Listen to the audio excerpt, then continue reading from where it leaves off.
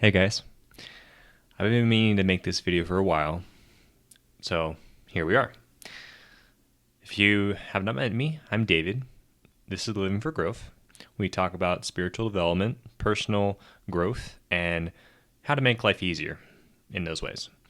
Today, I want to talk about how rest can actually help your productivity and boost your speed at which things get done to where everything seems more effortless and things just click in place.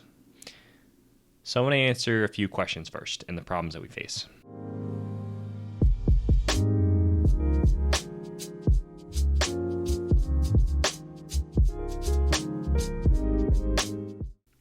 So hustle culture has been around for a while, especially in the past 5-10 years, thanks to people like Gary Vee, Tony Robbins, and other influential figures who just want you to grow until you cannot possibly do anymore and just ram your ideals into the ground.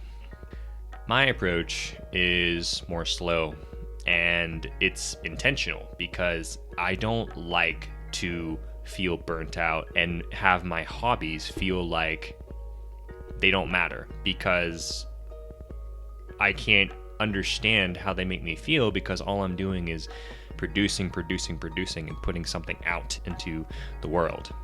And so far, I've taken almost a year and a half break from social media in general, especially Instagram. And it's funny. People may ask me, David, you're a personal trainer and a fitness coach. Why do you not use social media? It doesn't serve me in my life and where I want to go. And it doesn't help the people that I'm helping now.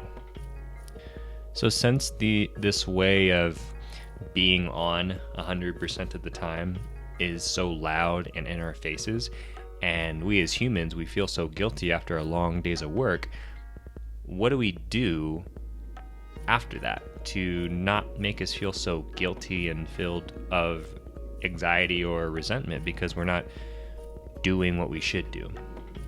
I know how to fix that. So there are 3 problems that we face. One is that we're too overstimulated to understand what's good for us and what's not good for us. Everything is always coming at us. Number 2, we as humans, we're faced as a flock mentality. We want to fit in, right? And 2022 is filled with people creating more things than ever, and now we're faced with, well, how do I fit in? Well, I guess I have to do the same thing, right? And so we're scrounging to find the things that we're good at or the things that we can identify as services to give to others or to give value, but I don't see it that way because I think our hobbies should make us feel special before it can make someone else feel special. And final problem is that we face burnout because we think that the hobbies that we do, they have to be productive in the face of, I have to learn this as quick as possible, get better as soon as I can so that I can make money off of it and feel fulfilled and fit in. Now we have the problem, what if I told you that there is a way to both be productive, but also at the same time result in possible opportunities to have fun with our hobbies and not burn out at the end of the day? I'm going to do my best to answer this question. Now I want to share 3 ways that you can make your hobbies feel more like productiveness rather than guilt and discomfort from doing them so much. Number 1 is just knowing that your hobby is the thing that you do. So even if we have the same things in common that we enjoy, it doesn't mean that you have to do it the same way that I do it. And that's the special part about all of this, is that part of my hobbies are simple things like hiking, walking, playing with my dog, cooking, and moving my body in whatever way I choose to do so. And it just so happens that I made a career off of exercising and moving my body, and I figured that that would help other people. But I had to take time to understand what that meant to me before I pushed it out into the world and I wanted to make a living off of it. So find out how that activity means something to you, and then find your groove. Speaking of finding your groove, I think it would be wise to do these activities that we find enjoyable to ourselves in a quiet and safe space. So if that's with friends that you care about or loved ones, that's great. Do that, because then you can enjoy that activity that much more.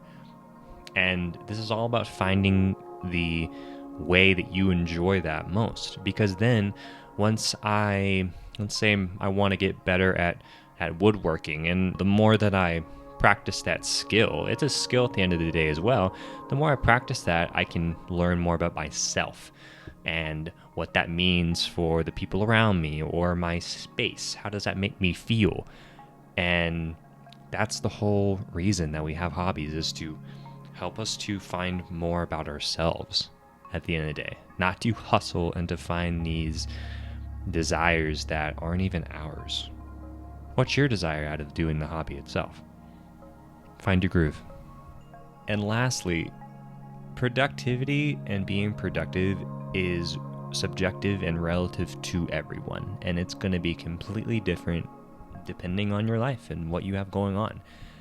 My version of productivity is something that I do that helps to discover more about myself, other people, and the world in order to feel pleasure in giving value to somebody else or to something. That's my ultimate goal. That's what productivity is to me, and that doesn't have a time limit.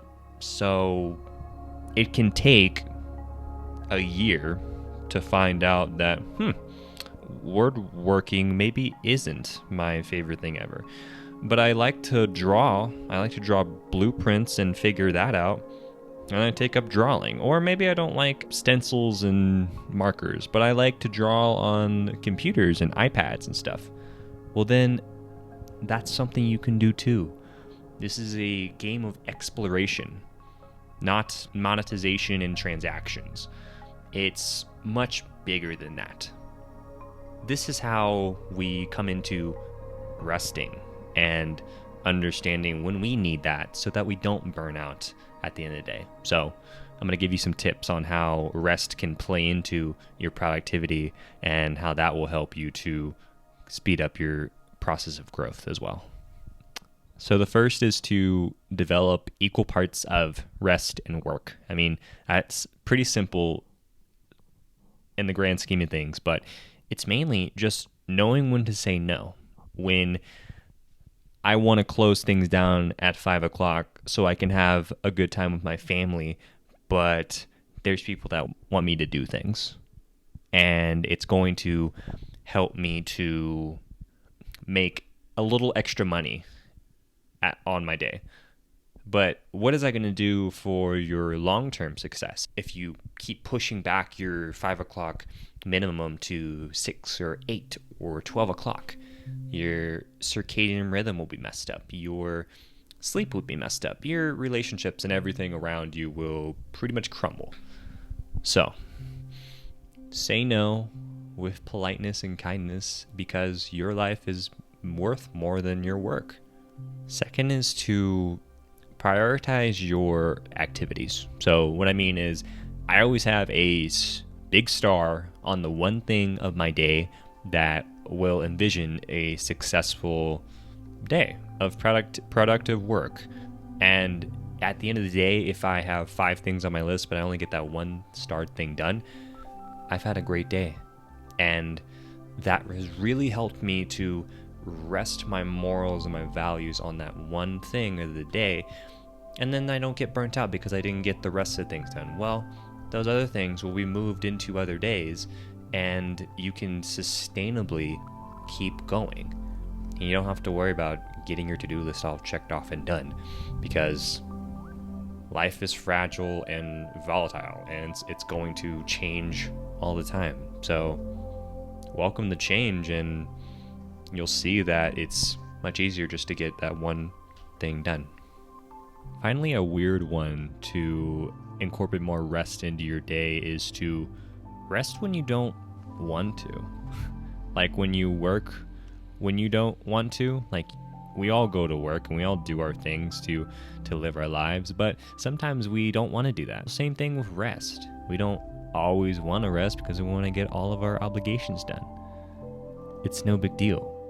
And once you intentionally take 5 minutes or however long you need to say, no, I'm going to do things that are enjoyable to me, you'll realize that your body actually really wanted that. And once you're done resting, you'll have all your energy back that was taken away from you because you never rested in the first place. So I like to just pick a random day of the week. That could be Tuesday, Friday, whichever. And one of my busiest days, if I have no rest at all, and I know that it's not going to be the end of the world if I take a break, I'm going to take a break. And then the next day, I am there. And I'm ready to be a coach and a loving human being to other people because I gave myself rest when I didn't want to. So take those 3 things into account, and I think that can really help to boost that restfulness and recovery within your system to boost your productivity too. So in conclusion, hustle culture is everywhere, but you have the control in how you want your pacing to be in the ways of human contribution and how you want to contribute to the world. You have that decision. Hobbies actually are supposed to give us life and that enjoyment that we need, quote, rest, to boost our productivity, and we don't have to feel bad about that, ever. So you actually are more productive when the thought of pleasing others or catching up to the rest of us is out of the equation. So do what makes you happy at the end of the day, because no one else really cares but you, and that caring that you put into your activities that give you the life and the vigor that you need, that'll show in the hustle culture. And the people that are burning themselves out day in, day out, they'll see that and they'll be jealous because they want more of that. And that's why hobbies and rest are totally needed to growing slowly and growing the sustainable way that you want to. All right, that's it, guys. Thank you so much for tuning in to this chat and talking with me and understanding how to grow yourself the best way that you can, because that's what we're here for. So let me know in the comments what topics you'd want me to cover next and anything I can do to help you out in your journey so far. So until next time, I love you all. Blessings.